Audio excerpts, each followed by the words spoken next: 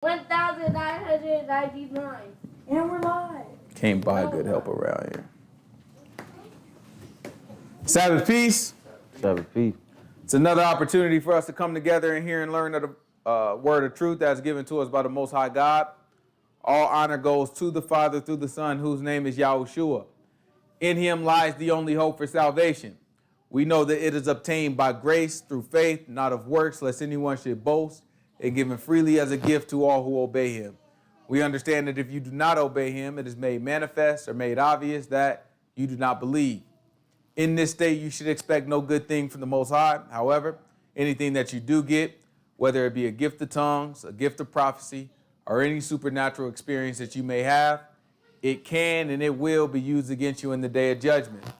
With that said, peace to the saints that are in the room, to the saints that couldn't make it, to the saints watching in on the camera, but no peace to the wicked. The only thing we say to them is repent that they might live or yive. Either way, you know what I'm talking about? It's all right. Somebody will figure it out. Sit your butt down, pay attention to the word. You know what I'm saying? You try to do your drills. You trying to do anything, get out this word, huh? Yeah, that's the wrong thing to do, boy. That's the wrong thing to do. This word is what gives us the wisdom to operate in life.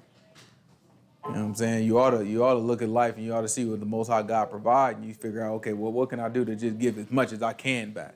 The man bought us, right? Somebody bought it. That means you owe. Ain't that how it work? If I buy something, who's it belong to? If I buy something, who it belong to? If I go to the store and one of y'all asks me to buy a toy, right? After I give them the money, what happens next? It becomes mine, right? And let's say I decide to give that toy to somebody else. Whose right is it to do it? It's my right to do it, ain't it? What if I buy the toy and I look at the toy and I say, this is not what I wanted. It don't function the way that I wanted it to function. It's not the way. What am I going to do with that toy at that point? Or throw it away. That's the authority that you have after you buy something. You have the authority to give it to somebody else. You have the authority to keep it and to take care of it. So when we sit here and we think, and we try to do everything we can to get out of the word, we got to think about somebody bought us, whether we like it or not. So now it's well within their authority to throw us away or to take care of us. Right? Most High God, he better with his toys than you is, boy. You know what I'm saying? You don't take care of none of your toys. Most High God, he'll take care of his darn stuff. If it's his, he take care of it. That's my point. Because they all darn broke. Remember that time you had, what was that, Hulk and a whole bunch of stuff? Who came over the house? Somebody came over the house, went into the backyard, both of y'all were just darn slamming stuff. God, we brought somebody over the house. It was somebody who don't usually come. I ain't gonna say they're bad, because it might be somebody, you know what I'm saying, somebody kid that's watching. But it was one of y'all kids that's watching. It was somebody kid. And y'all tell you, y'all kid was bad. And came home, my boy ain't never did no stuff like that. Went to the backyard, just started slamming and breaking darn toy.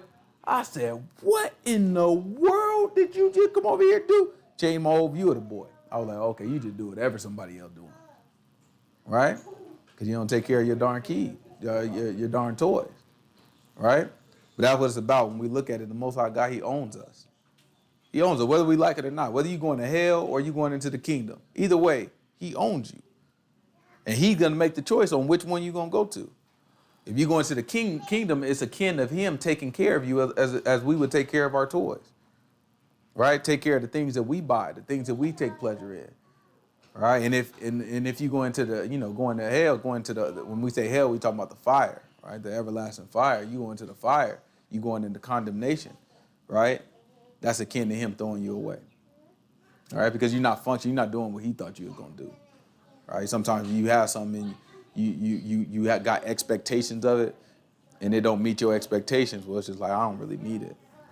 Right? Most High God don't really, you know what I'm saying? He don't need you, period, right?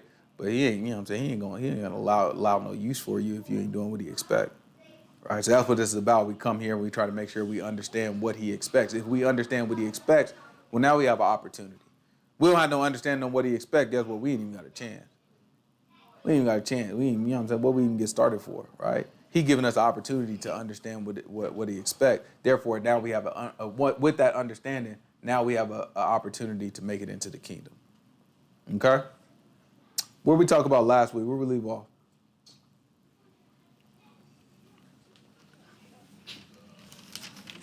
Sabbath peace, Sharon. Daoud, how's it going? Y'all blessed.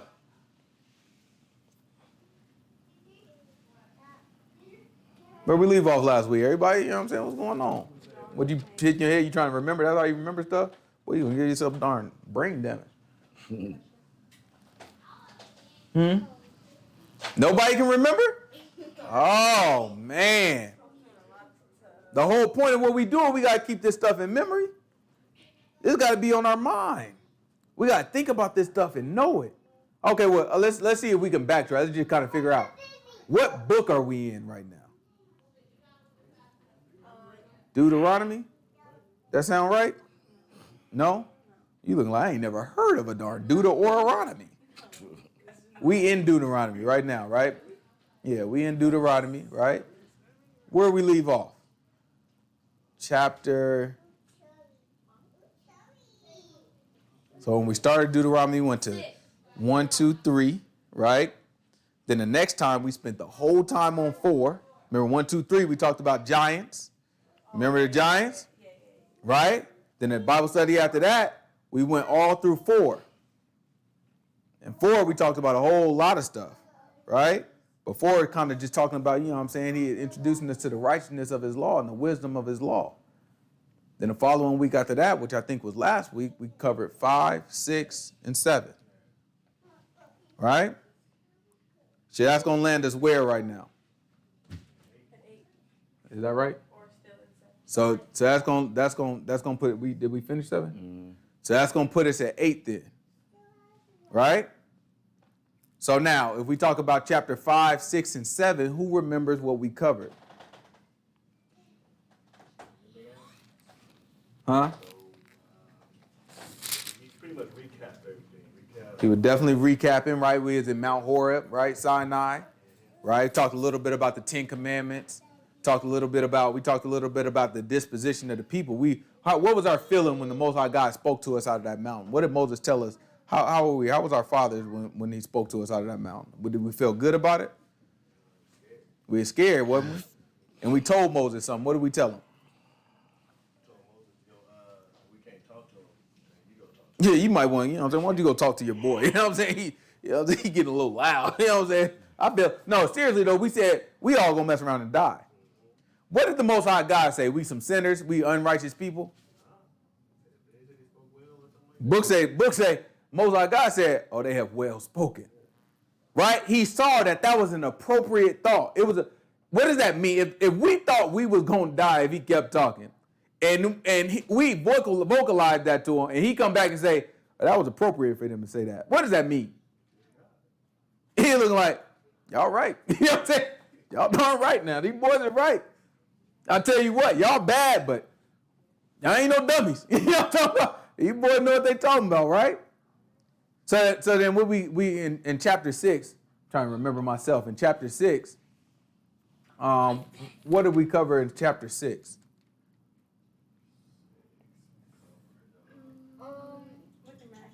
It start off at the beginning, right? And it make a very bold statement towards the beginning of chapter 6. What? I'll give you $2 if you get this one. Oh, now everybody suddenly remembers stuff. Wait, what?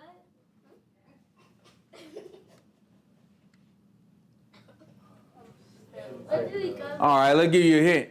What did Yahushua say the first? It's a 2 commandments, right? 2 commandments. Everything hang on 2 commandments. What did Yahushua say the first commandment was? What, first commandment? Mm-hmm. What did Yahushua say the first commandment was? In other words, the commandment that takes priority over all other commandments. You will your God as one, no other gods but him. Mm-hmm. Love your neighbor as yourself. So that's what chapter 6 start off with. Am I right about that? Let's see. I think it's chapter 6, right? Yahuwah is one. Should be about verse like 4 or 5 or 6 maybe. Yeah, there's one Lord. Okay, yeah. So it's saying Yahuwah is one, right? So we talked about a little bit about that Trinity stuff. You know what I'm saying? Get that stuff up out of here. I don't know what's wrong with these people. You know what I'm talking about? That's right. Right? Then we covered chapter 7, where it gave a little background on the disposition of the people, right? Who we are as a people, what our thinking was, how the Most High God brought us through the wilderness, right? So this same theme then continues, right, in chapter 8. So in chapter 8, we're going to kind of look at it and we're going to read on and see how far we get, all right? We got to remember this, though. This stuff got to be in our mind. The whole point of it, we got, grab, you're going to have to help me out. Oh, man, my memory is not. What do you say? What happened? When Paul tell us, you know what I'm saying, this we do if we keep this in memory. I want to say Romans 8, but I know that's wrong. I think it's like 2 Corinthians 15, something like that. It's like 2 Corinthians something. Oh, it's 1 Corinthians. First Corinthians? 15. 15. This 1 Corinthians chapter 15, verse 1. Oh, way off. What did I just say? Romans 8. Goodness gracious. See? I got to keep this stuff in memory, too. Goodness gracious. It's 1 Corinthians chapter 15. Y'all sure chapter 15? 15 verse what? Is that the beginning, 1? Okay. What 15 verse 15 say? What 15 verse 10 say? 15 verse 9. What that say? For I am least of the apostles. Yeah. I thought 15 had the, you know what I'm thinking? Romans 15. They got, you know what I'm saying, the example. You know what I'm saying? This is the things that came before were made for it. It's sample for it. So let's go to, this is 1 Corinthians chapter 15, verse 1. Watch what the book say. Moreover, brethren, I declare unto you the gospel which I preached unto you. The gospel which I preached unto you. Which also you have received. Which also you have received. So it's under, Paul's very precise in what he talk about, right? It ain't just that hold on real quick. All right, so cause now we got to do a little bit of teaching. Yeah, it's important that we understand. We don't get to the law, but it's important that we understand. He didn't just say the gospel that I preached unto you. He also said, which also you have received. Why would he need to make that distinction? Like you believed it, you received it, you understand. What do I want? Romans 10? Well, Give me Romans chapter 10, verse 10. Give me Romans chapter 10, verse 10. What's going on, Sister Pamela? How you doing?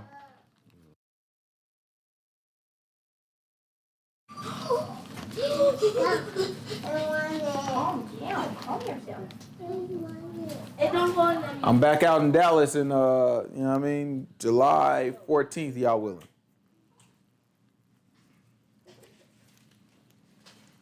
This is Romans chapter 10, verse 10. For the heart man believes unto righteousness, and with the mouth confession is made unto salvation. Uh-huh. For the scripture says, whosoever believes on him shall not be ashamed. That's right. For there is no difference between the Hebrew and the Greek. Okay. For the same Lord over all is rich unto all that call upon him. Okay. For whosoever shall call upon the name of Yahuwah shall be saved. If you call on the name of Yahuwah, you shall be saved. But watch this. How then shall they call on him in whom they have not believed? So now, how you going to call on? So now, listen. If you call, this is a clear condition. If, that's a conditional statement. If you call on the name of Yahuwah, no question about it, you shall be saved. That's book, right? But then he said, well, hold on. Before you get to moving too quick, how you going to what? How then shall you call on him in whom they have not believed? How in the world can you call on him if you haven't believed? Watch what he say next. And how shall they believe in him of whom they have not heard? And how can you believe if you haven't heard? Keep going. And how shall they hear without a preacher? And how in the world would you hear about him if a man ain't preaching to you? But watch this. And how shall they preach except they be sent? And how can the preacher preach it to you unless he be sent? What he just created was a chain to get the righteous word, right? At any point in that chain, if something is off, then what you're believing in and the name then that you're calling on is not the name. So it invalidates the statement of whoever calls on the name of Yahuwah shall be saved. Because he's saying there's no way to call on him unless you actually heard from the man. And you only can hear from the man if it came from a preacher, and the preacher would have to then be sent by Yahushua, right? If it don't work in that order, then it's out of order, and therefore the name that you calling on, be it Yahushua, be it Yahuwah, be it Jesus, be it Jehovah, be it Yahweh, whatever name you calling on, it wouldn't matter. Be it the correct name or not, it becomes a word. It's empty. And now you've made his name what? Right? Our goal then is to know what we believe. Only way to know what we believe is to get it from somebody who's sent. What does that mean? Does that talk about me? Huh? No, it's talking about the book. Anybody who? All of them were sent. How we get the book? These silly people, look, you get these passionate people, they make it about this. That's how you know these boys is lying. Book ain't never been about you. You get it from somebody who sent. Who sent the people who wrote the book? You. Best I can do is teach you what the book say. I can't give you no straight, I ain't got no straight line to y'all. What I'm gonna do? Be like, nah, man, you can close it. That's some of these Christians be saying though, right? Y'all believe the book too much. How you believe the book too much? Yeah, they say that foolishness. It's like y'all worship the Bible. I don't know what you do. Goodness gracious, I don't know what you do. I don't even know how to answer no statement like that. You know what I'm saying? I don't know, what do you mean by that? You know what I'm saying? I'm just going to leave it there. Right? It's important that we look at it and we understand. What he's trying to tell us is, this is the order to understand in the word. This is the order to being able to call on Yah properly, right? So then that's why, if we go back to 1 Corinthians chapter 15, he said, it's not only, this is the word that I preached to you, but you also received it. In other words, he's saying, I'm sent, and I'm a preacher, and you heard it, and you received it. The whole chain was there. Because you can hear it. I almost want to go and take you to Yahushua, where he gives you the parable of the seed, right? We're not going to do it, but you can hear it and it be stolen from you immediately. Immediately. When I say stolen from you, what am I talking about? You're talking about the deceiver comes and takes it away. Who is the deceiver? Satan. So, goodness gracious. Right, so when that happened, when Satan come and steal it, do you see him do it? No. You don't see him do it, huh?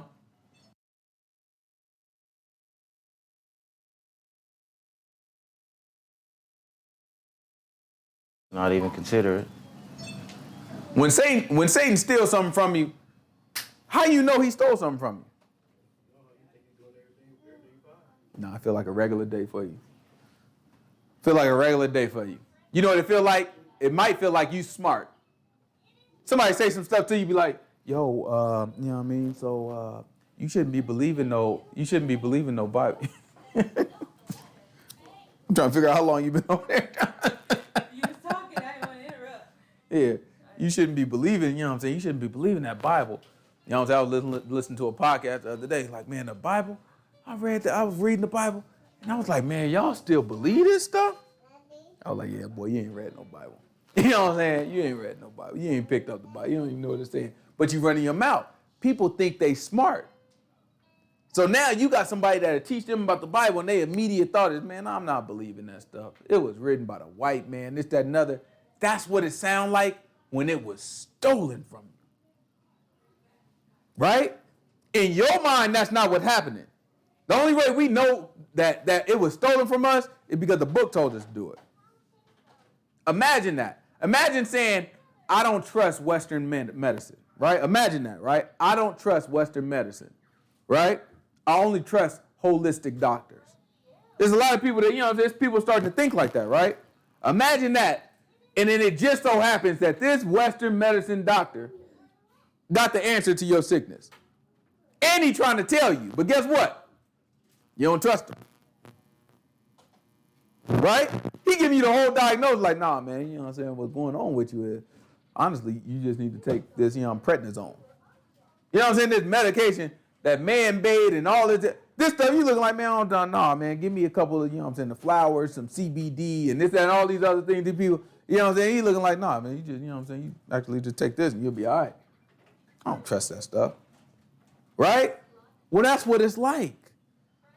The Most High God is trying to give you something that you view and you think it's suited in Western religion. No, boy, this is Eastern religion, actually. You know what I'm saying? This stuff ain't come from the West. This thing came from the East.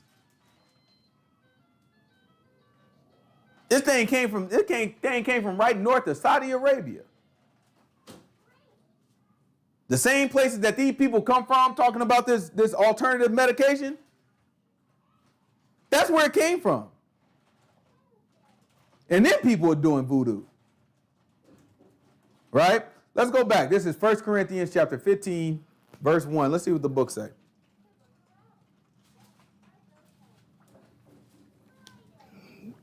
Moreover, brethren, I declare unto you the gospel, which I preached unto you, which also you have received. Which also you have received. And wherein ye stand. And you stand in it, right? But all these are qualifiers. You'll see this throughout the New Testament.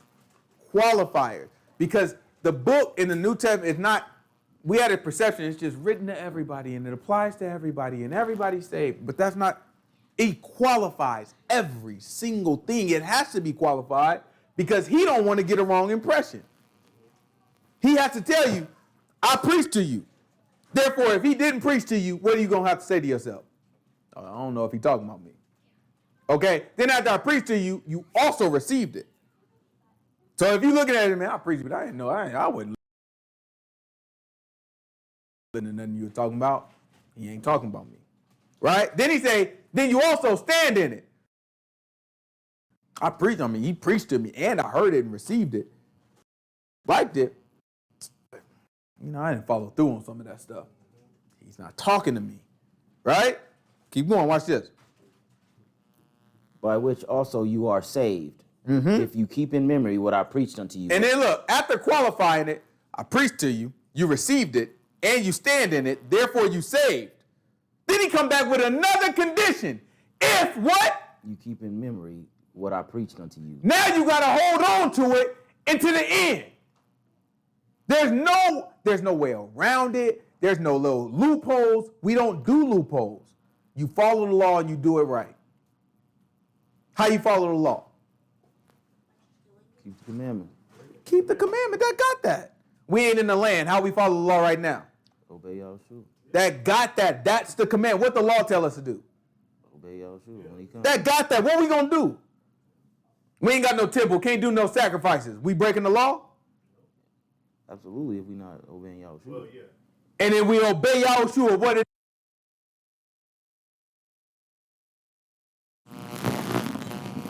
what's wrong with Get this set camera? back up anyway. Right? We clean, we obey that law through Yahushua. Don't let these people make a fool out of you. You think you don't keep the law, statutes, and commandments that Moses gave us and think you doing something you ain't keeping what Yahushua gave us? That's crazy to me. Because in doing that, you disobey the law. Man told you, how Moses gonna tell you flat out, it's gonna be somebody like unto me that's gonna come and give you a commandment, and whatever the man say to you is required of you. Moses told you that. The man ain't gonna come and tell you what's required of you, and you gonna go back to Moses.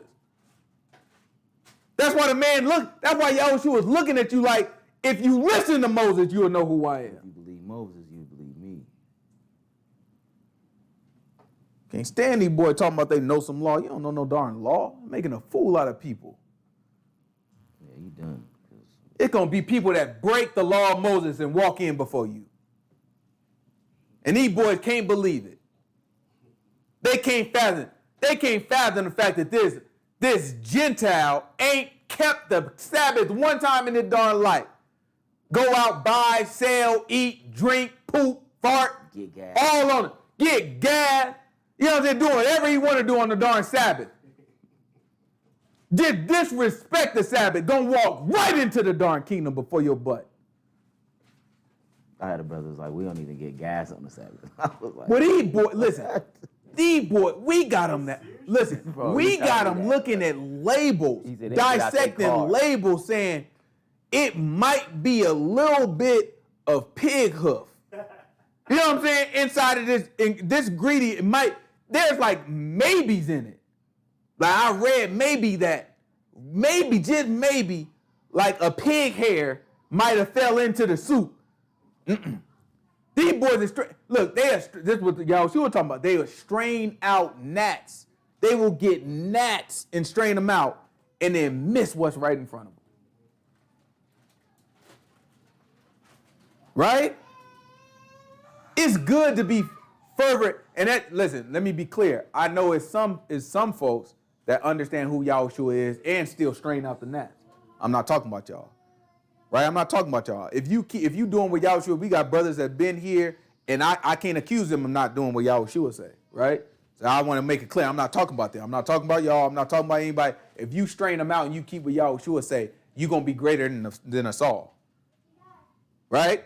If you so meticulous about what's on the law and what you're doing, you're going to be greater than every one of us because you, keeping the law, going to know the love of Yah better than anybody. Right? So I'm not talking about them. I'm talking about the ones that don't do what Yahushua say, that would put Moses over Yahushua, although Moses himself submits himself to Yahushua. Right? That's an error for us. And it's a vital error. You can't make that error. The book, we got too much book to make that type of error. Let's see what we got. So hopefully we got to get back to the law. unless you have believed in vain. For I delivered unto you, first of all, that which I also received, how that the Messiah died for our sins according to the Scriptures. And that he was buried, and that he rose again the third day according to the Scriptures. And that he was seen of Cephas, then of the 12.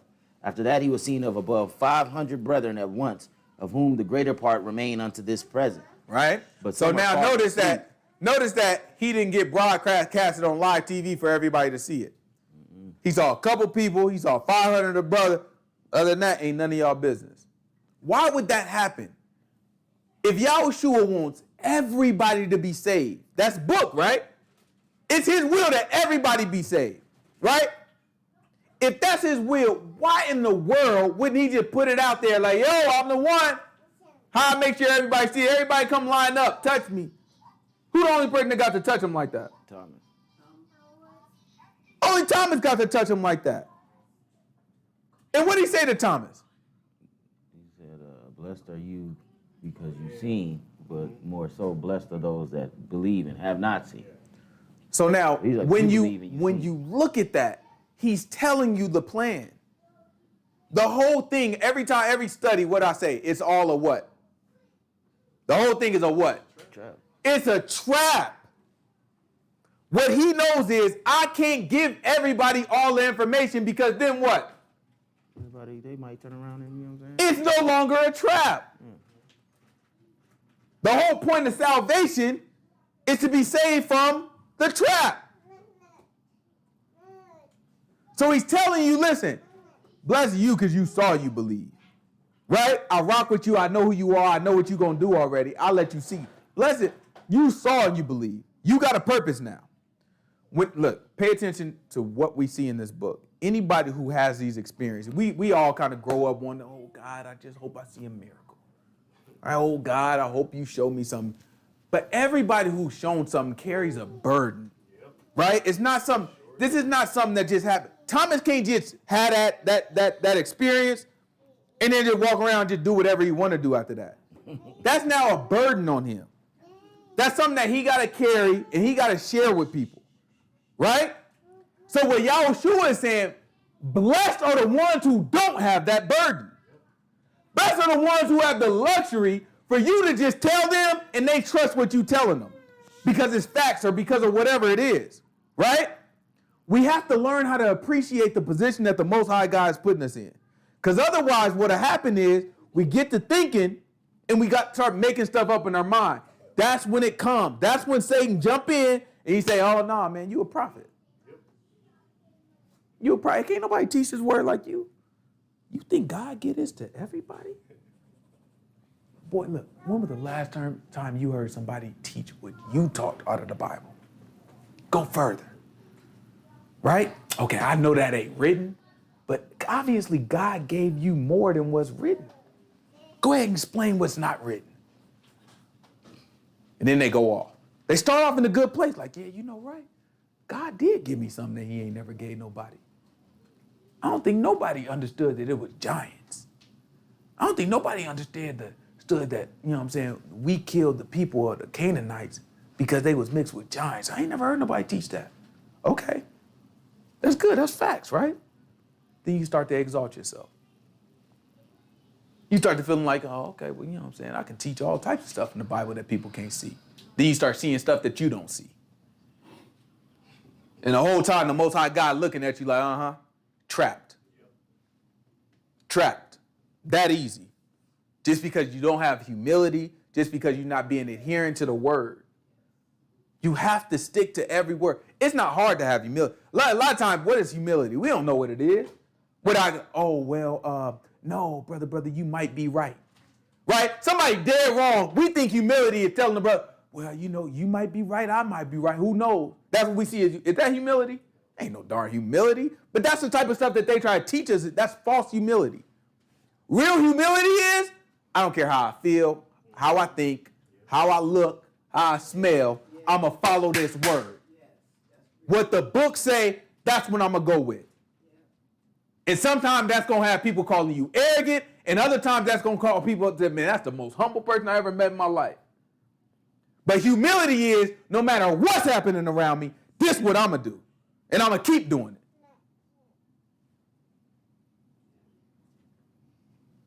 Where we at? We got to get back to the law. Deuteronomy chapter 8, verse 1. It's Deuteronomy chapter 8, verse 1. Let's see what the book say. Is it still lagging? Y'all let me know if it's still lagging.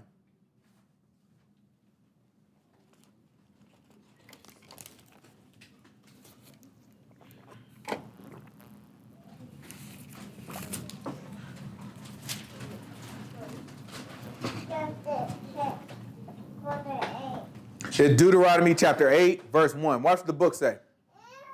All the commandments which I command thee this day shall ye observe to do. That's right. That you may live. Uh-huh. And multiply and go in and possess the land which the Lord sware unto your fathers. Mm-hmm.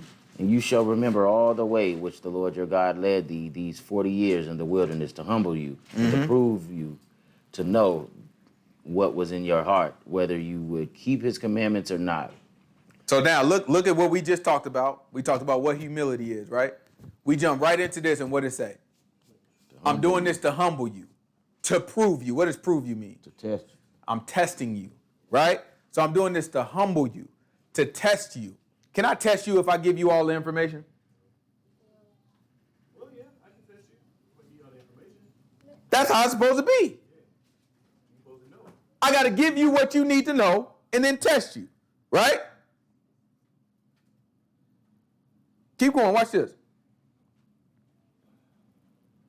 And he humbled thee and suffered thee to hunger, and fed thee with manna which you know not, neither did your fathers know, that he might make thee know that man does not live by bread alone, but by every word that proceeds out of the mouth of the Lord does man live. Right? So what he's describing is he had to break us. Right? Why is this necessary? Look, it's important to understand y'all's patterns. We came out of Egypt worshiping all the mighty. We came out of Egypt. We was around these people worshiping all types of foolishness. We didn't even know. The Most High God, by his name, hadn't even appeared to us. We knew his name. I ain't gonna say we didn't know his name, but he never appeared to us by his name. We hadn't established anything very strong with y'all, right? So at this point, we around all types of pollution, spiritual pollution, right? And then time goes on and time goes on. What do you think we picking up? Good habits or bad habits? Man. You take us through the wilderness to purge all this stuff from us. Right? You got to get some of this stuff out of us. So that's what he's doing. It's like, yeah, no, I got to make sure you refocus how you understand and how you trust resource. Right? I'm your resource. I need you to know I'm your resource. Once you understand that, but to teach you that, what I got to do? I bring you out of where you polluted it. I got to show you something. I got to take everything from you and show when you want something, it comes from me. I'll get it for you. I got to put you at the brink of like, oh, crap, there's nothing else left. What are we going to do? Then I got to show you, don't worry about it. We'll split this water. We'll walk right through it, bare feet, if we want to. And it'd be dry. Right? I got to get you to the point where it's like, man, we ain't drank nothing in days. Don't worry about it. Water about to come out of this rock right here, and you can drink it. Then you ain't going to be thirsty. Right? I got to get you to the point where it's like, man, we so darn hungry. We ain't had no darn food. And all of a sudden, bread start coming out the sky. And when you tired of eating the bread and you start crying out to me, I got to make it so, you know what? I'm going to give you some darn quail. Right? It's important that you look at the pattern of what he's doing. He's breaking us down. He's bringing us to points of desperation and exhaustion. And then as soon as we get there, we complain. And when we complain, we let it. Basically, he's trying to teach us, you don't have to complain. You just got to ask me. You got to ask me and roll with what I'm telling you. Right? We then verbalize and complain because that's how we were used to things. Right? He had to break that out of us. So now Moses is trying to let us know this is where y'all came from. Right? Remember, it's important to understand. It's saying that they super delayed. It's important to understand that what's going on, right, is that people have to kind of reset themselves for Yah. That's the only way to do it. You have to be renewed for Yah. So there's nothing different in the wilderness. A lot of times we look at it like, oh, well, see, Yah was different when it comes to the law. Yahushua, you know what I'm saying? He has a more gentle approach. That's not true. It's not true. It's the same approach. It's the same thing that we got to do with Yahushua. We say with Yahushua, a lot of us, as soon as we start reading the book and trying to, that's when all the challenges come. That's when everything start hitting us, right? Friends start acting a little funny. You know what I'm saying? Women that you thought you could never have just start throwing themselves at you. Like, oh my goodness, what is that? You know what I'm saying? All types of crazy stuff just happening, right? All types of temptations happen. Right when we start, you know what I'm saying? I'm going to get my life together. Right? Get my darn life together. You know what I'm going to stop doing? I'm going to stop drinking. Guess what? It's a sale at least discount, right? The next darn day. Gas going up, liquor go down. How that work? That's how it worked though, right? Because the Most High God, he's looking at it like, you got to learn how to rely on me. I've been relying on the bottle all this time, right? So now I got to learn how to rely on him. Keep going, watch this. Your raiment waxed not old upon thee, neither did thy foot swell these 40 years. Okay. You shall also consider. That's important though. He said your clothes, it didn't wax old. So your clothes still look good. You still got good looking clothes. You walking through a darn death. These are the things, look, it's important. You'll notice throughout the book, as we read through the book, you'll notice that the Most High God leaves very logical signs for us. Logical. He don't make them big and obvious, but they're logical. It's enough to make you consider. Imagine, we got cars, right? I got on black pants right now. I got a car when I'm driving around. This is a desert, and it ain't even a whole lot of dirt, right? I got a car when I'm driving around. I can't make it the full day in black pants without having some dirt on my pants. It's going to be some little mark, and I got a car I'm not walking. It's just me getting in and out of my car. It's not sand all the way around. You know what I'm saying? I got paved streets and sidewalk, and I can't go, look at this. Look, it's right there. I can't go a whole day in black pants without getting some dirt on me. Without making, you know what I'm saying, some dust that's going to be there, right? You just can't do it. We in the desert. These boys is walking through a desert with no paved streets, with no sidewalks, and no cars. And what he's telling them is, your clothes still ain't wax old. They doing this for 40 years. Your clothes still ain't wax old. So now this is something that if you're not paying attention, You may not even notice that your clothes still, you know what I'm saying, still some good fitting clothes. These things still brand new. These things are good. These are still good clothes. I don't have no holes in my shoe. Everything is still good. You may not even notice. You so busy, man, I'm darn hungry, that you're not looking at the obvious logical things. Like there's no way that I was supposed to go 20 years without having to switch this shirt. Not saying that they wore the same shirt every day, but I shouldn't still be able to wear this shirt. This shirt is still good, right? Those are little things. The Most High give it to us today. Little things that if you consider, if you stop and just consider, that wasn't supposed to happen that way. We spend a lot of time focusing, you know how people say focus on the positive thing. There's some truth to that in some degree, because I'm not a believer in focusing on positive. I'll just focus on what's really happening, right? That's what I say.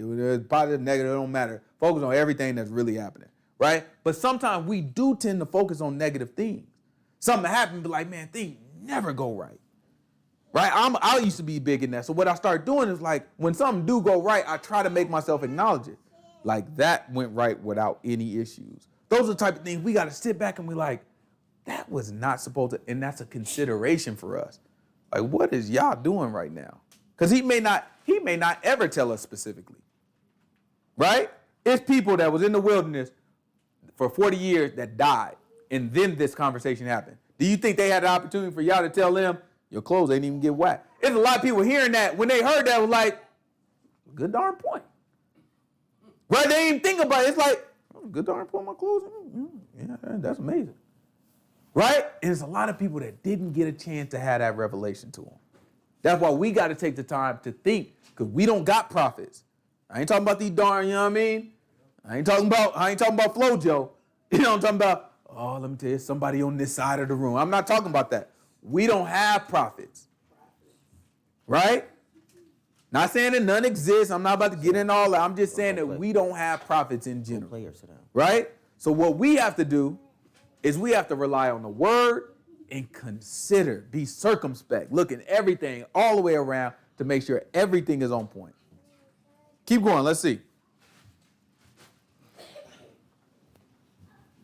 You shall also consider in your heart that as a man chasteneth his son, so Yahuwah your God chastens you. Therefore, you shall keep the commandments of Yahuwah your God to walk in his ways and to fear him. For the Lord your God brings thee into a good land, a land of brooks, of water, of fountains and depths that spring out of the valley and hills, a land of wheat and barley and vines and fig trees and pomegranates, a land of oil olive and honey, a land where you shall eat bread without scarceness, and you shall not lack anything in it, a land whose stones are iron, and out of whose hills you may dig brass. When you have eaten and are full, then you shall bless Yahuwah your God for the good land which he has given you. Beware that you forget not the Lord your God. Look what he said. In not keeping his commandments and his judgments and his statutes, which I command you this day. So now, how does he determine that you forgot him? That you forgot his name? You start pronouncing it wrong? You disobey. The only thing he's thinking of, if you disobey, you forgot him. So in your mind, you can say, nah, man, I know everything about y'all. I think about him every day. But as soon as you start disobeying, in your mind, you remembering him. But is he talking about your mind?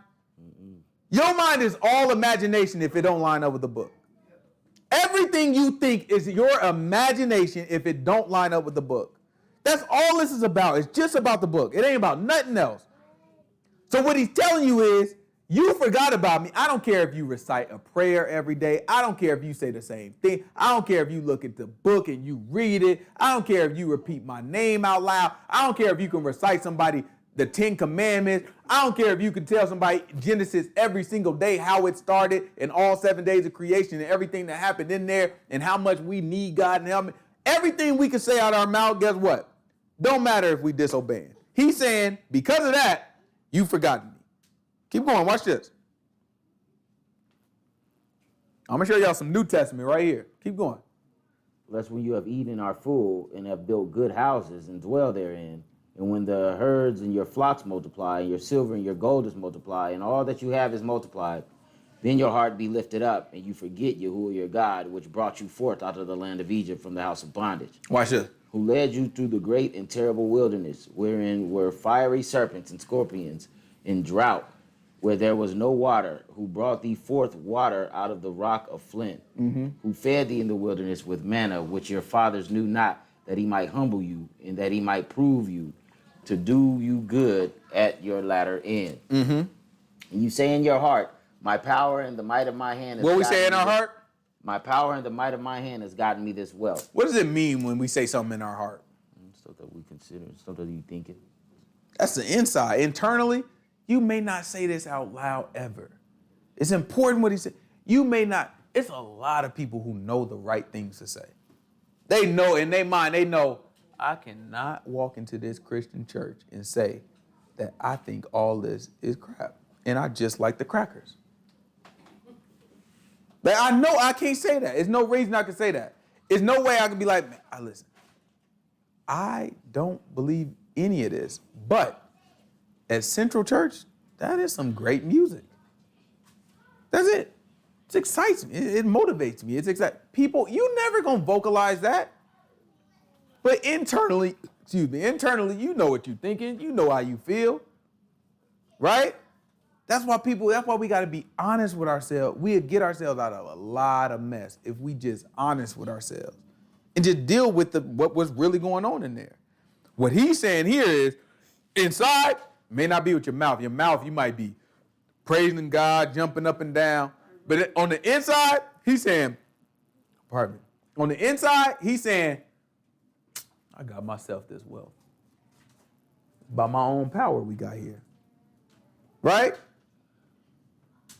Then you stop considering, how did I make it through the wilderness without my clothes getting old? That stops being a consideration. And that's where you forgot Yah. Right? That's where you forgot him. It ain't that you forgot his name or forgot some of the things that he did. You forgot how he touched you. You forgot what he did for you and what you owe him. You forgot that you've been bought. When did he buy our fathers that were in the wilderness? When did they get purchased? All right, when we passed through the sea. Passed through the sea? Mm-hmm. And when Moses went up there to eat with the 70, he came down, gave the commandment. Mm-hmm. That was it. And we told him, everything he said we'll do. He said it 3 times. That was it. He purchased them before that. In Egypt. What was the purchase? Oh, the firstborn. That's right. Did he take our firstborn? Mm-mm. Did he tell us that we deserve for our firstborns to live, though? No. What did he say about the firstborns? He said, all your firstborn are mine. Firstborn, everything belong to me now. That was the purchase. Mm-hmm. Right? That was the purchase. So it puts us in the position where it's like, okay, well, now that I'm owned, I got to do what you say. That has to be our thinking. If it's not our thinking, we just playing around out here. And I tell y'all all the time, do not play the middle. It just don't even make no darn sense. You go out there and sin it up. I mean, you be a good strategic sinner too. You know what I'm talking about? Because at least you can, listen, you're going to have a good life as a sinner before you go to hell. It don't make no sense to have it's rough trying to play the middle. It's going to be it's trauma trying to play the middle. Be like, man, I know what's right, but I still want to do what's wrong. And I don't want to accept that what I'm doing is wrong because I want to be right. So I did. So now you driving, it's chaos in there trying to deal with that. Then guess what? You end up right in hell anyway. Now you got to deal with more, and that's worse. You better get emotional. If you're going to sin, if that's the decision you're going to make, roll with it. Sink in it. You can lie to everybody else, but be honest with yourself. I am a sinner. I'm going right to hell. That way you be sane at least, but when you walk in hell, it don't make no sense to be crazy going into hell. Right? It'd be better off, though, you just obey the man. You could have peace in this life and peace in the next. Decisions, right? Keep going. Let's see.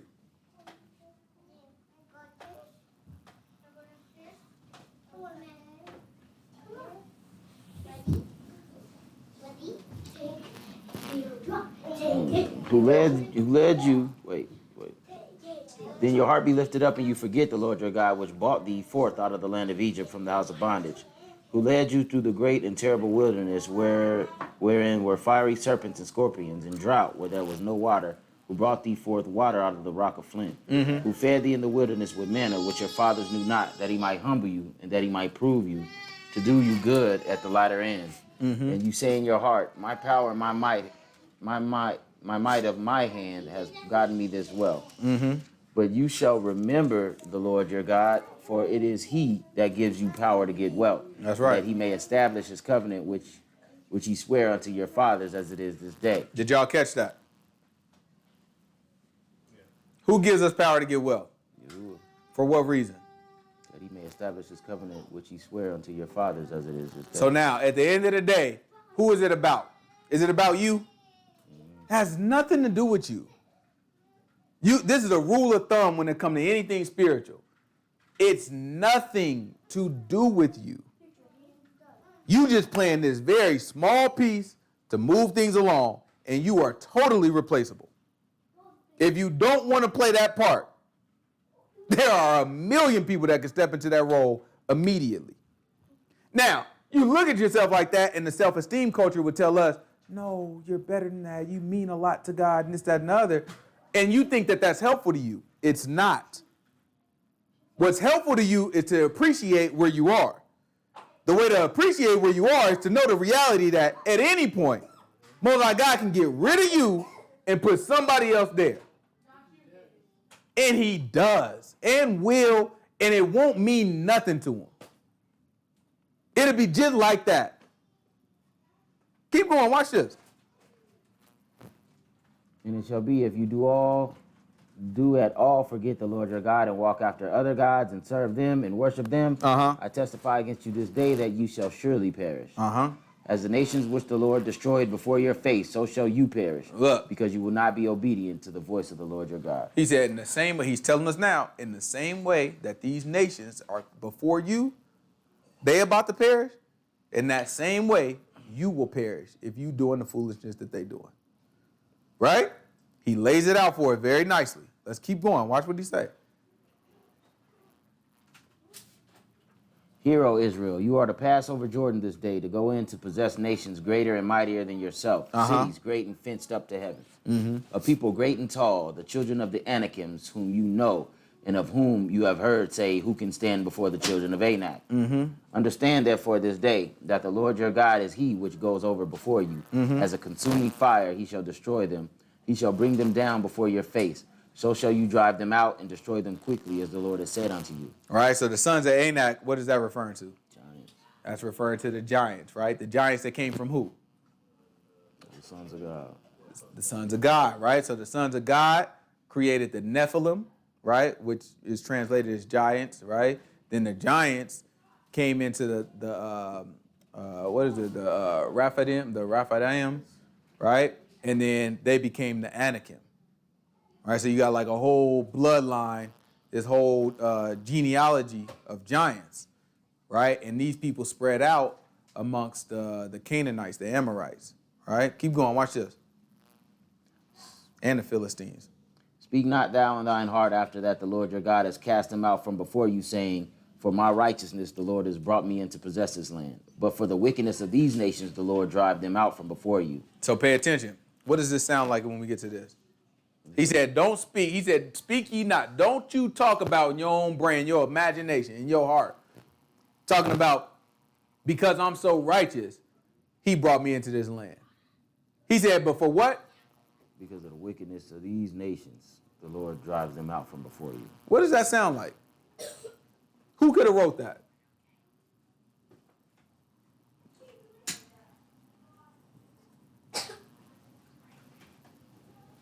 Well, it ain't like the other religions, you know.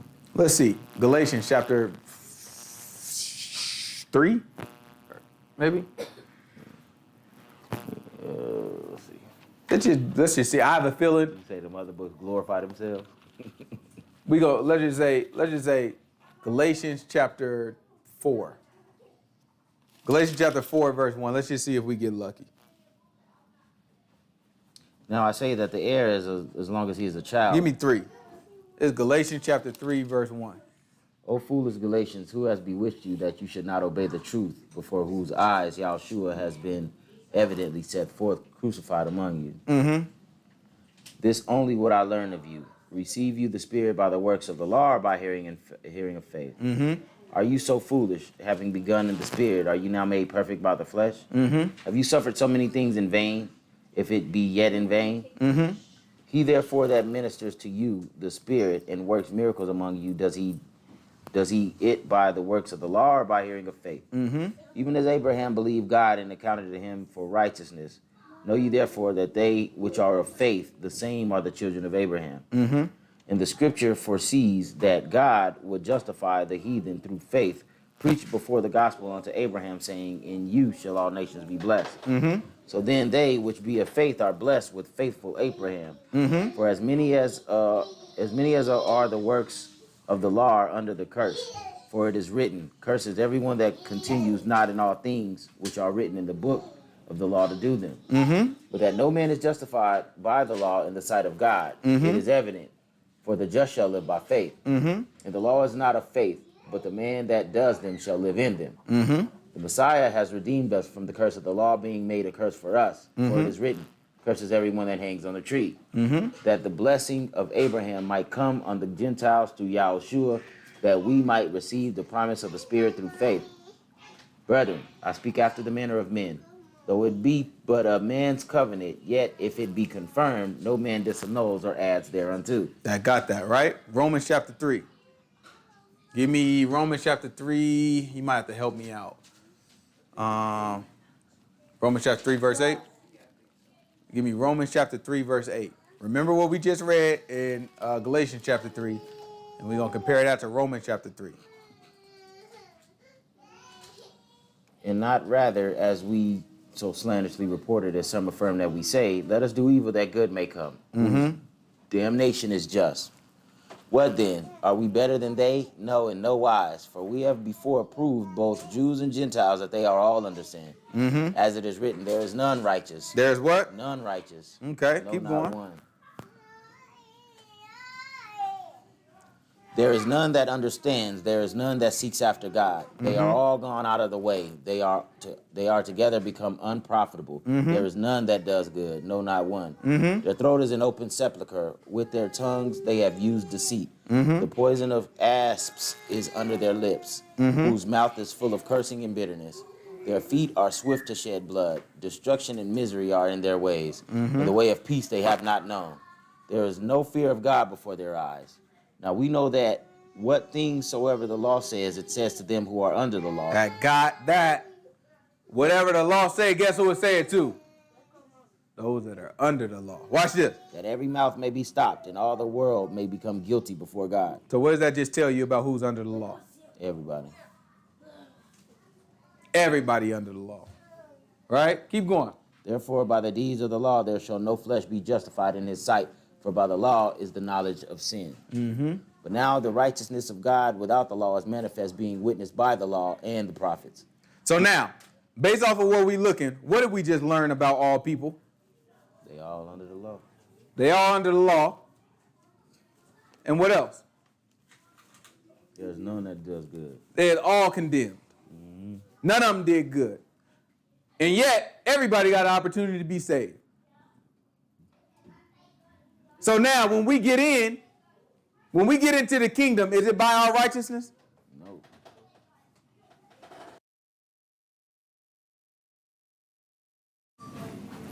Paul could have wrote what we reading in Deuteronomy.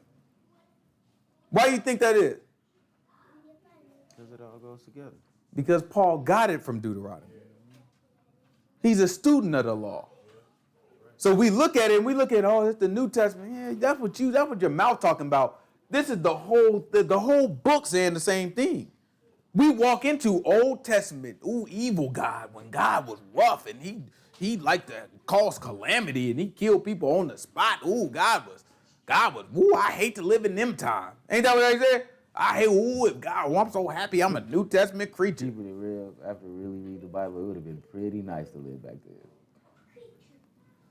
People don't know what they darn talking about. They do not know what they don't know what they're darn talking about. He's telling them as we walk into the land, listen, it's not because you're righteous that I'm bringing you over. It's because of the mess that everybody else did. You're just playing a small part. I'm asking you to commit judgment on somebody else. You're playing a very small part. And if you don't do it, I'll get somebody else to do it. In fact, I'm going to get somebody else to judge you when you stop doing what you're supposed to do. And he's telling us this right now. Let's go. Let's grab it. My camera's starting to give out, so we got to try to figure this out. This is Deuteronomy chapter 8. Where we leave off? Chapter 9, It's chapter 9. Verse 4. This is Deuteronomy chapter 9, verse 4. Speak not in your heart that after the Lord your God have cast them out from before thee, saying, for my righteousness the Lord has brought me in to possess this land. That's right. But for the wickedness of these nations the Lord drives them out from before you. Not for your righteousness or for the uprightness of your heart do you go to possess their land, but for the wickedness of these nations the Lord thy God does drive them out from before thee, in that he may perform the word which the Lord sware unto thy fathers, Abraham, Isaac, and Jacob. That's right. Understand, therefore, that the Lord thy God gives thee not this good land to possess it for thy righteousness, for you are a stiff-necked people. Remember and forget not how you provoked the Lord your God to wrath in the wilderness from the day that you did depart out of the land of Egypt until you came unto this place. You have been rebellious against the Lord. Also in Horeb you provoked the Lord to wrath, so that the Lord was angry with you to have you destroyed. When I was gone up into the mount to receive the tables of stone, even the tables of the covenant which the Lord made with you, then I abode in the mount 40 days and 40 nights. I neither did eat bread nor drink water. And the Lord delivered unto me the 2 tables of stone written with the finger of God, and on them written according to all the words which the Lord spake with you in the mount out of the midst of the fire in the day of the assembly. And it came to pass at the end of 40 days and 40 nights that the Lord gave me 2 tables of stone, even the tables of the covenant. And the Lord said unto me, arise, get down quickly from here, for your people which you have brought forth out of Egypt have corrupted themselves, that they are quickly turned aside out of the way which I commanded them. All right. Who remembers what we did? So we was already used to talking to Moses all the time. Because that was our only image, I guess, of God. Yeah, Moses was like our idol, right? Moses, he is a man. He was, you know what I'm saying, he wasn't created by, you know what I'm saying, man. But he represented the Most High God to us, right? What did the Most High God say to Moses when it was time for Aaron to start speaking for him? He said, "You will be like God, and Aaron will be like your prophet," right?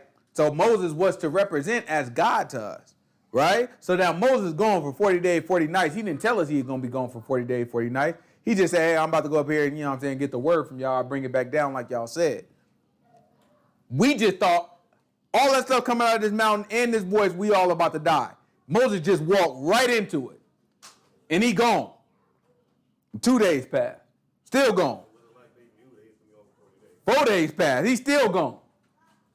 It's been a week now. He's still gone. It's 3 weeks, this boy's still gone. 4 weeks, this boy's still.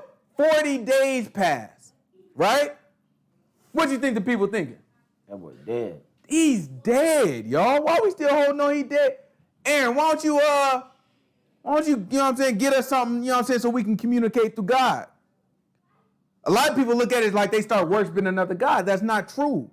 The books say right in that same chapter, they had a feast to who? Yahuwah. They had a feast to Yahuwah. They knew who they was worshiping. They just didn't know how to worship him. So now you lose Moses. Moses, that connector. I come from Egypt, and customarily to worship God, you have idols. We had Moses before. Moses is gone. We need a replacement. Give me an idol. That's what that's what normal people do anyway, right? And that's what happens. That's what happened with Christianity. It's the same thing. Oh, y'all celebrate this day? All right, just switch it, call it Christmas. They took all these different things and they just said, well, this is what normal people do anyway.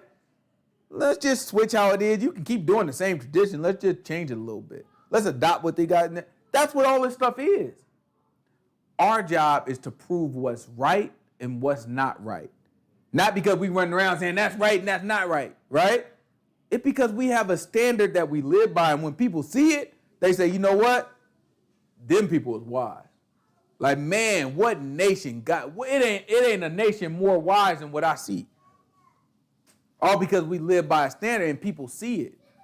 people mock it because it's enough people. It's enough people that's supposed to be representing the truth. They're hypocrite. So they don't see the wisdom in it because we're not displaying the wisdom in it, right? But as people see a nation of people that move according to the word, and that don't mean that people don't make mistakes and sin. That just means that when it happens, as one, we all had the same judgment on that, right? Brother Joe messed up. Well, we all know the book say this how that's supposed to be handled. It's the same judgment. It's unity in all of it, right? People gonna fall off, and people gonna twist, and people gonna rebel, and people gonna do all that. But the unity of the group is gonna be the same, right? Keep going. Let's see.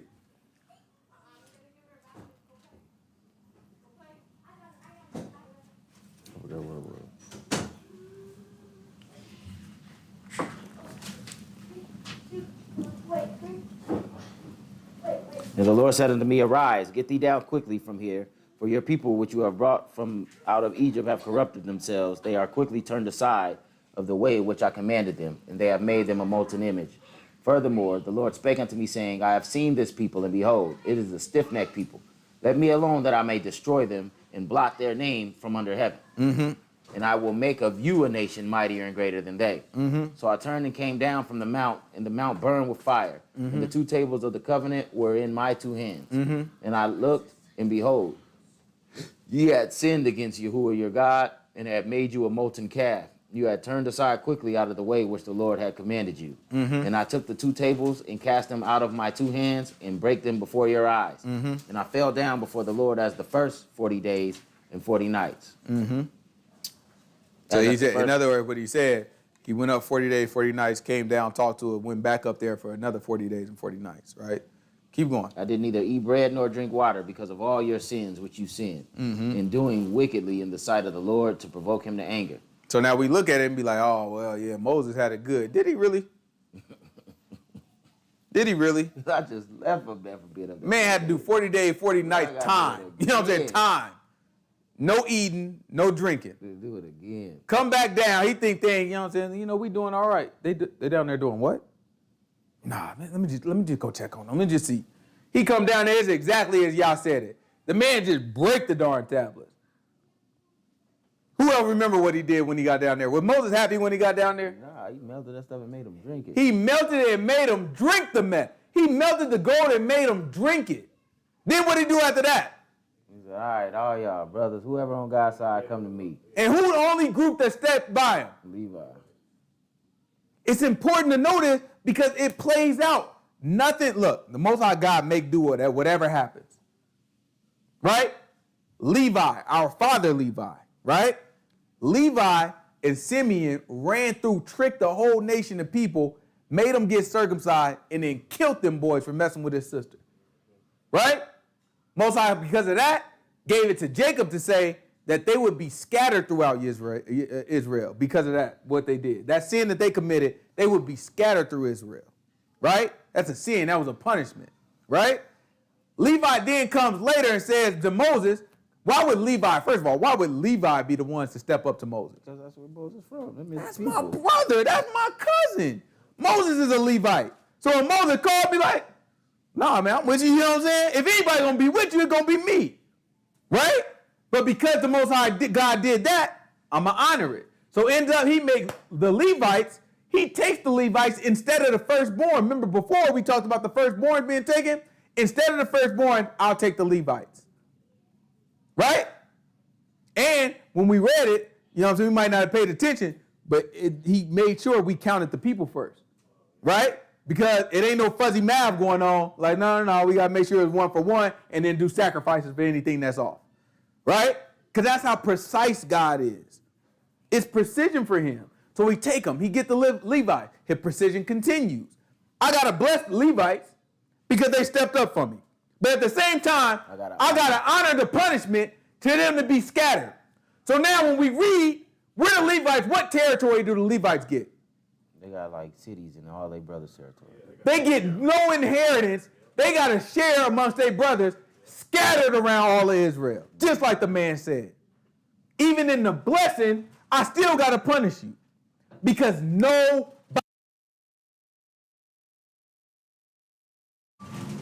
Nobody gets by. There's no escape. The only thing you can do is fall into the hands of Yah. Otherwise, what's going to happen? You can get cast out. Boy, say you could be broken, but that thing going to fall on you and ground you to darn powder. And goodness gracious, I know which one sounds a little bit better than me. I mean, neither one of them sound pleasant. You know what I'm saying? But it's one that sounds just a little bit better. You know what I'm talking about? Somebody say, I'll break your arm right now. And somebody say, I'll take your arm off and grind that thing in the powder. Well, you can break my arm. You know what I'm saying? You go ahead and break. I take a little sling. I'll be back in a month or two. You know what I'm saying? Put me in the sling. I'll be walking around with the chicken wing. You know what I'm saying? But I'll be back in a month. Somebody take your arm out and grind that thing to powder. You think you ever getting your arm back? That's it. That got that. You never getting that back. Right? You never come back from the Most High God grinding you in the powder. That's it. That's done. You done. You're not coming back. Right? Keep going. Let's see.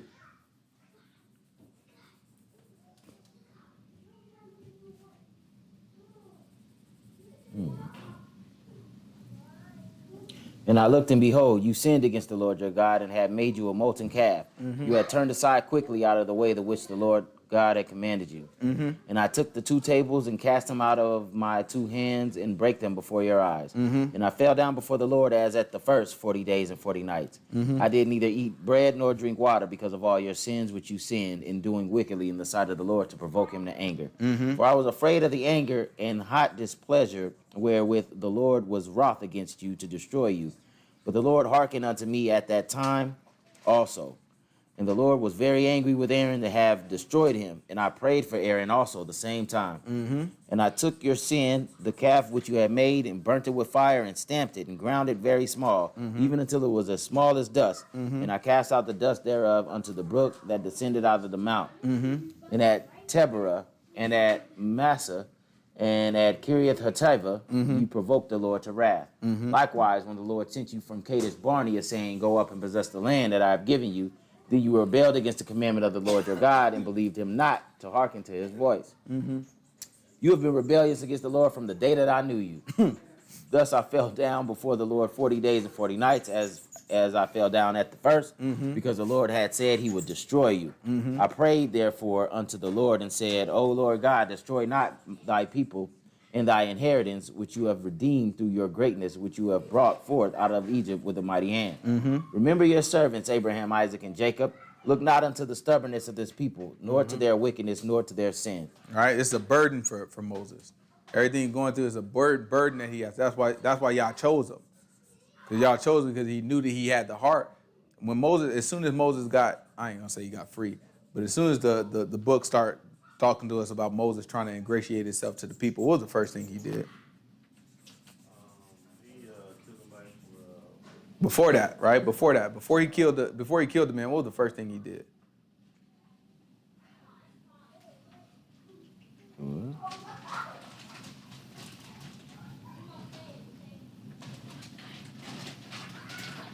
What led to him killing the man, I guess? He was like talking about, don't hit my people. Like, He had a concern for his people. He had a concern for his people immediately. That's what he look out, he say, oh, that's not right. That's my people. Right? He had a love and a concern for his people. This is a man that was raised by Egyptians. He never raised by his mama because his mama nursed him, right? You know what I'm saying? They did the trickery and his mama nursed him. But he was raised by Egyptians, right? He was raised in Egyptian culture, but never lost sight. Most High God still gave him a heart for his people. So with that concern for his people, he look out and he see, that ain't right. And he end up killing the man over it. Then the next day, what'd he do? Or I ain't gonna say the next day, I don't know if it's the next day. But the next event that we see, what'd he do? 40 years later. No, not 40 years later. But what did he do after that? What was the next event that the book tells us about? He told his brothers, he was like, yo, why you fighting each other? Now he got brothers fighting each other. Did he try to kill one of them? Nah, he was like, what y'all doing? He's like, man, what we doing fighting each other? Don't make no sense. And it was them that came to him, was like, nah, right?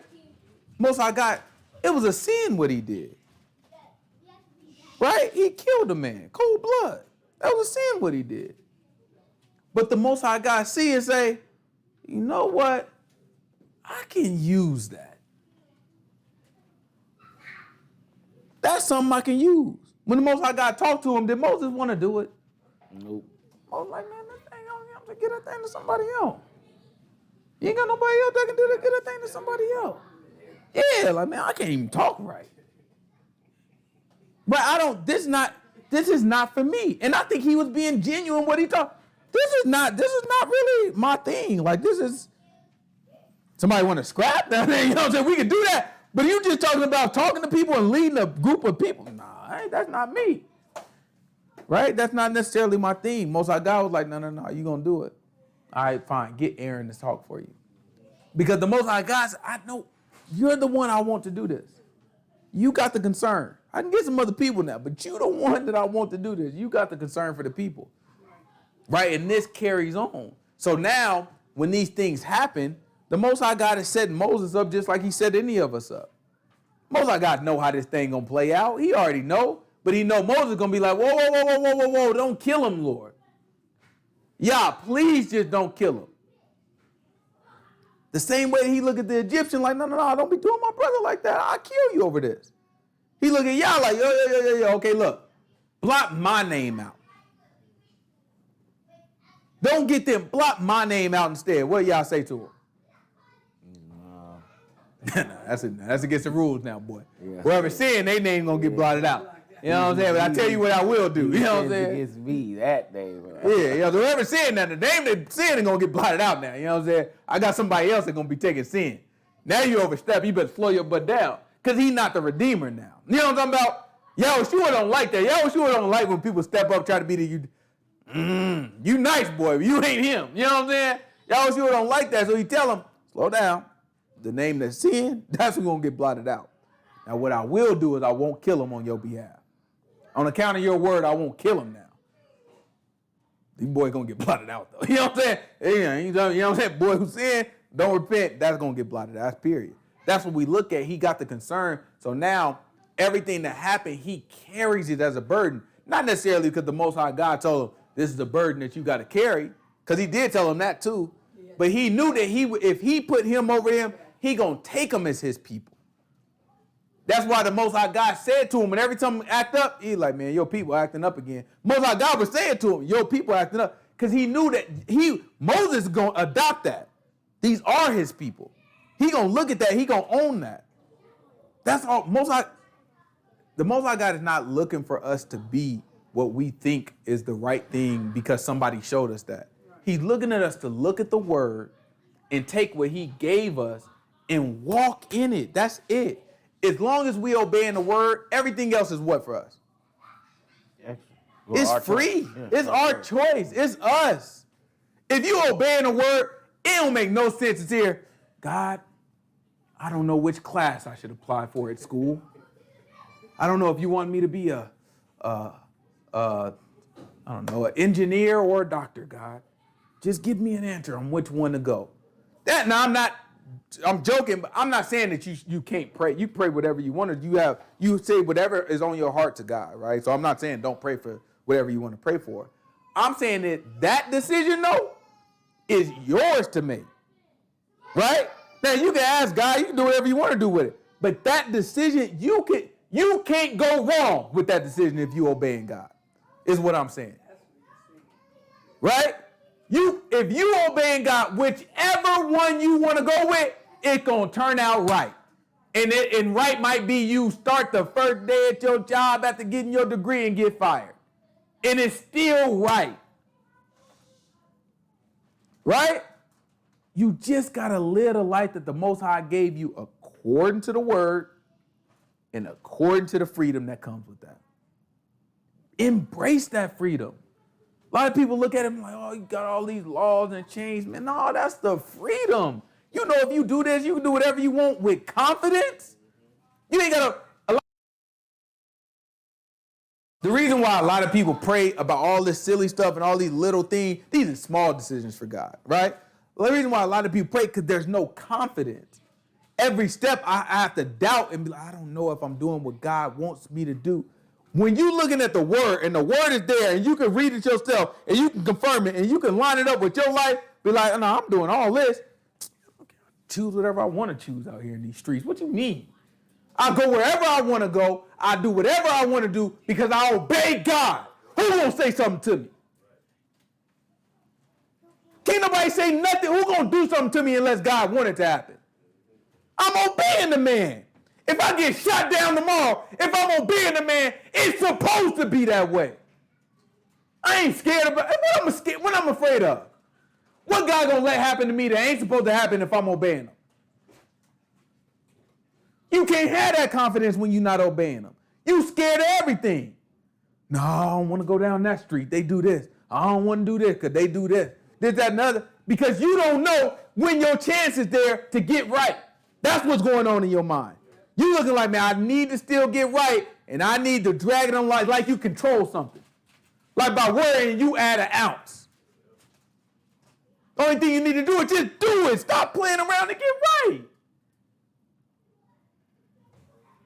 Man gonna protect you after that. And if he don't protect you, it was right for him not to protect you. You gotta stop, man, we can't account this life as nothing. It might be your death that do the boat. Man, it ain't name one prophet, one man of God that saw what he was supposed to see still alive.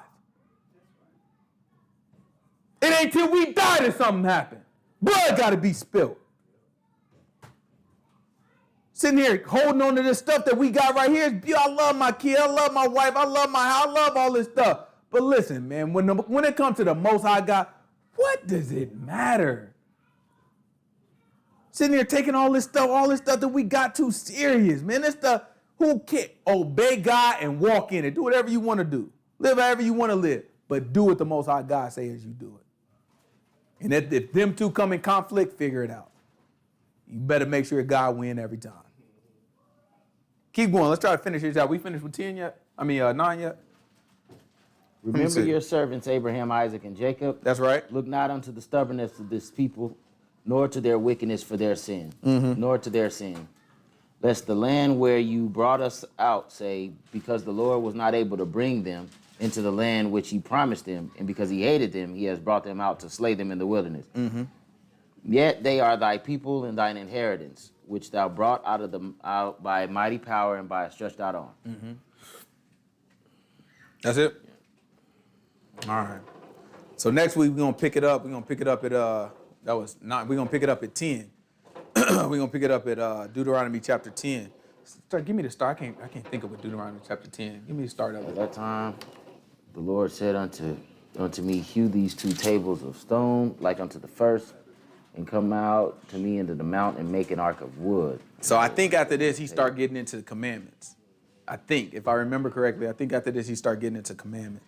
So we're going to start. He touched on a few commandments so far, but not really kind of laying it all out for us. So if I'm not mistaken, a little bit after this, he start to get into the commandments. So that's what we're going to look into next week. Yeah.